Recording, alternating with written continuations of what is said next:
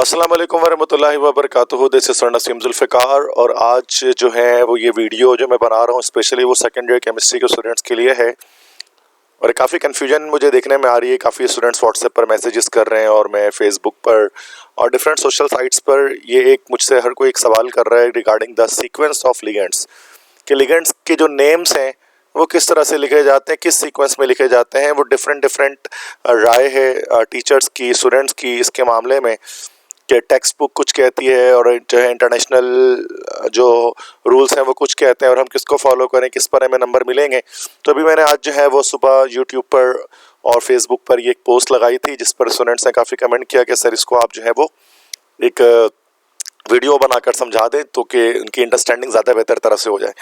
तो इस बात को जो कंप्लीट बात जो मैंने यहाँ पर पोस्ट की थी जो शायद कुछ स्टूडेंट्स को समझ में नहीं आई, तो उसको मैं जो है वो वीडियो के थ्रू डिटेल में जो है वो समझाता हूँ। ठीक है, तो देखिए सबसे पहली चीज़ जो मैं आपको बताता हूँ आपको ना लाइक कि लिगेंड्स की नेमिंग सीक्वेंस के हवाले से जो डिस्कस करेंगे। तो ये चैप्टर 5 में हमारा होता है सेकेंड ईयर केमिस्ट्री में IUPAC nomenclature of inorganic complexes, जिसमें हमें पता है कि जब हम कोई ड्रॉ कर रहे होते हैं, जब हम कोई कॉम्प्लेक्स डिज़ाइन कर रहे होते हैं तो उस कॉम्प्लेक्स के अंदर हमारे पास जो है वो कॉम्प्लेक्स कंपाउंड जिसके अंदर एक कोऑर्डिनेशन स्फीयर होता है, यकीनन आप सब जानते हैं।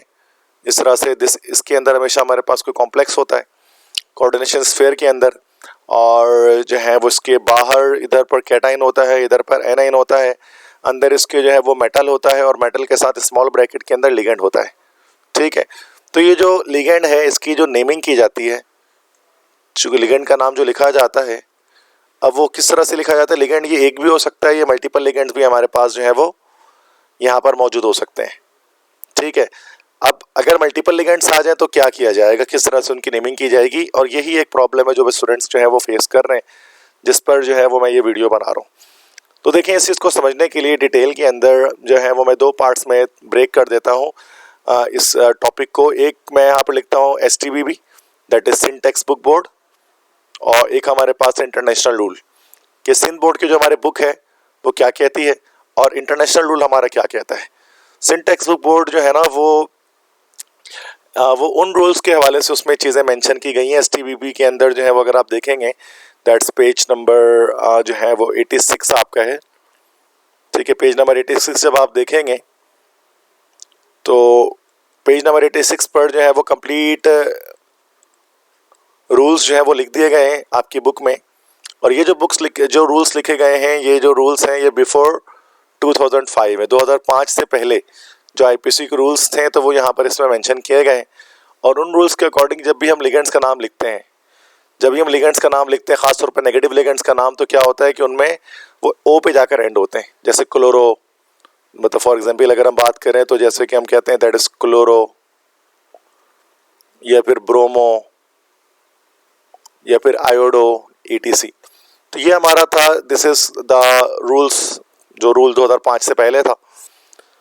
जबकि जब हम इंटरनेशनल रूल की बात करते हैं जो 2005 के बाद आया, ठीक है, इंटरनेशनल रूल, और इसके लिए IUPAC जो है ना वो एक बुक जो है वो पब्लिश करती है, रेड बुक उसको कहा जाता है। दो बुक्स होती हैं, एक रेड बुक होती है और एक ब्लू बुक होती है। रेड बुक जो है वो इनऑर्गेनिक की नोमेनक्लेचर की होती है और जो ब्लू बुक होती है वो ऑर्गेनिक का नोमेनक्लेचर की होती है। तो अगर मैं रेड बुक की बात करूँ तो यहाँ पर मैंने रेड बुक का PDF आपके सामने ओपन किया है और ये इसका page number like this is page number 150 है ये। ठीक है, इसमें जो नेमिंग यहाँ पर जो की गई है, यहाँ पर देखें, यहाँ पर जो नाम है ना नेम्स के अकॉर्डिंग कि जब नाम लिखा जाता है यहाँ पर जो है वो किसी भी लिगेंड का, तो उसमें IDO पे आप देख सकते हैं कि IDO पर जैसे क्लोराइड के क्लोरो के बजाय क्लोराइडो लिखा हुआ है, तो एक चेंजिंग यहाँ पर आपको ये दिखती है। ठीक है, तो names of negative ligands and with IDO पे ख़त्म करते हैं। फॉर एग्जांपल क्लोरो के बजाय जो है वो ये यहाँ पर यूज़ करेंगे हम लोग क्लोराइडो, अब ये यूज़ होता है। ब्रोमो के बजाय हम लोग यूज़ करते हैं ब्रोमाइडो। इस तरह आयोडो के बजाय हम यूज़ करते हैं हम लोग आयोडाइडो। ये हमारे पास रूल्स यूज़ होते हैं। ठीक है, दूसरी चीज़ जिसमें सबसे ज़्यादा कन्फ्यूजन है कि लिगेंड्स की नेमिंग सीक्वेंस क्या होगी, what will be the naming sequence of ligand. तो 2005 से पहले क्या रूल था कि अगर न्यूट्रल कॉम्प्लेक्स होगा तो न्यूट्रल लिगेंड पहले लिखे जाएंगे और नेगेटिव लिगेंड बाद में लिखे जाएंगे। और अगर कोई आयनिक कॉम्प्लेक्स में जिस पर पॉजिटिव या नेगेटिव चार्ज मौजूद है अगर कॉम्प्लेक्स के ऊपर, कोई आयनिक कॉम्प्लेक्स अगर आपके पास है तो नेगेटिव लिगेंड पहले लिखे जाएंगे और न्यूट्रल लिगेंड जो है वो उसके बाद लिखे जाएंगे। तो यहाँ पर हमें कॉम्प्लेक्स को देखते हुए चेक करना पड़ेगा कि हमें पहले किसको लिखना है, नेगेटिव को कि न्यूट्रल को। लेकिन जब इंटरनेशनल रूल की बात करें तो उसमें चीज़ों को आसान कर दिया गया, they made the things easier than ever. तो उन्होंने क्या कहा कि भाई लिगेंड्स नेमिंग सीक्वेंस क्या होगी, फॉलो अल्फाबेटिकल ऑर्डर ओनली। हम सिर्फ अल्फाबेटिकल ऑर्डर को फॉलो करेंगे लिगेंड्स का नाम लिखते हुए, हम ये नहीं चेक करेंगे कि वो न्यूट्रल है वो नेगेटिव है, बस अल्फाबेट में जो पहले आएगा उसका नाम पहले आएगा।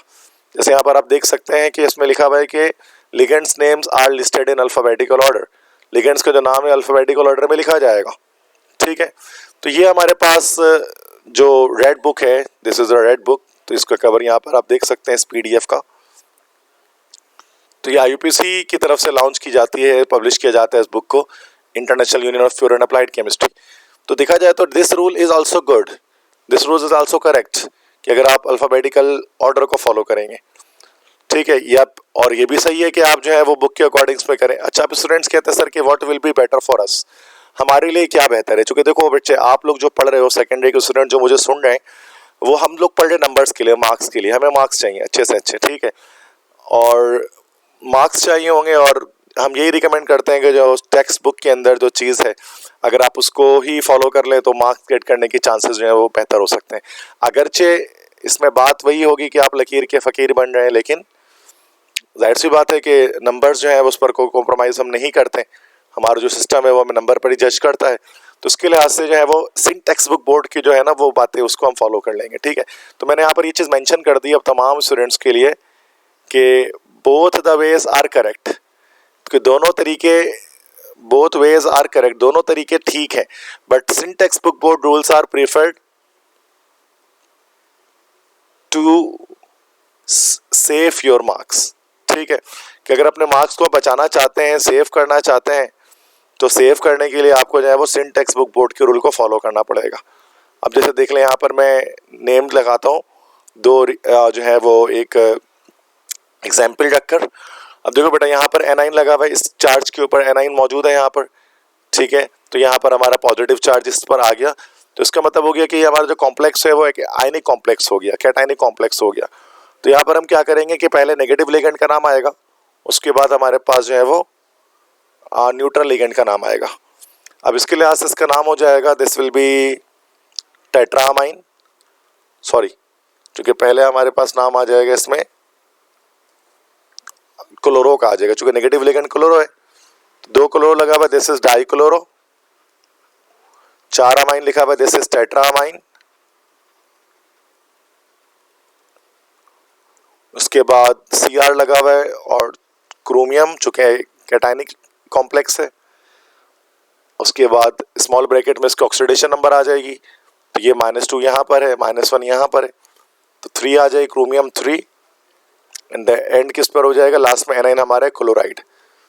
तो ये जो बेटा जो नाम मैंने लिखा, ये जो नाम मैंने लिखा, this name is according to STBB, Sindh text book board के अकॉर्डिंग, ठीक है। और अगर दूसरे तरीके से अगर मैं नाम लिखता तो यहाँ पर देखो अमाइन का नाम पहले आ जाता है अल्फाबेटिकल ऑर्डर के लिहाज से, तो दिस विल बी डाइअमाइन। अब इसमें sorry not diamine, this is टेट्रामाइन।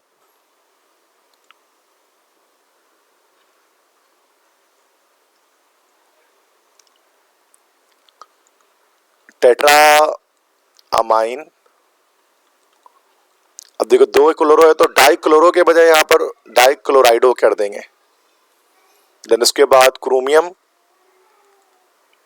Then 3, after that it will be chloride. So this is the rule, that is the modern rule after 2005, 2005 के बाद जो रूल्स आए उसके अकॉर्डिंग ही मैंने इसको लिखा। Both the ways are correct, but मैं फिर यही कहता हूँ कि फाइनली मैं इस नतीजे पर पहुँचा हूँ कि आप बुक को फॉलो कर लें और जो है वो आप इंटरनेशनल रूल्स को जो है वो आप लीव कर सकते हैं in order to secure your marks, ठीक है। There is no issue at all.